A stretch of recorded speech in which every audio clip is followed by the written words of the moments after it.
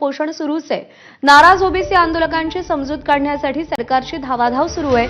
OBC विकास मंत्री अतुल सावे आज थोड्याच वेळात आंदोलकांची भेट घेत आहेत। नागपुरात ते दाखल झालेत आणि थोड्याच वेळात ते आंदोलनस्थळी पोहोचतील। भरपूर अभ्यास केल्यानंतर मराठा समाजाच्या आरक्षणासंदर्भात निर्णय घेण्यात आलाय। या निर्णयामुळे ओबीसींच्या आरक्षणाला कोणताही धक्का लागणार नाही, त्यामुळे यामध्ये संभ्रम निर्माण करून घ्यायचे कारण नाही, असं सावे यांनी म्हटलंय।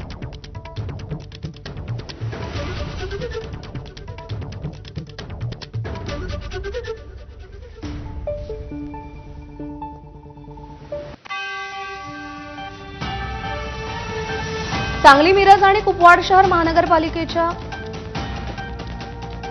की त्या सगळ्यांशी चर्चा केल्यावर ते उपोषण आम्ही सोडू शकतो।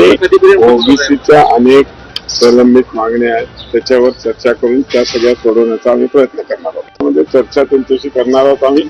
नक्कीच मला खात्री आहे की त्या सगळ्यांशी चर्चा केल्यावर ते उपोषण आम्ही सोडू शकतो। अभ्यास सगळ्यांनीच केलेला आहे, त्याच्यामध्ये ओबीसीच्या आरक्षणाला कुठेही धक्का न लावता मराठा समाजाला आरक्षण मिळणार आहे। त्याच्यामुळे असं काही ते कन्फ्युजन काही नाहीये, खूप क्लिअरिटी आहे। ओबीसीच्या अनेक प्रलंबित मागण्या आहेत, त्याच्यावर चर्चा करून त्या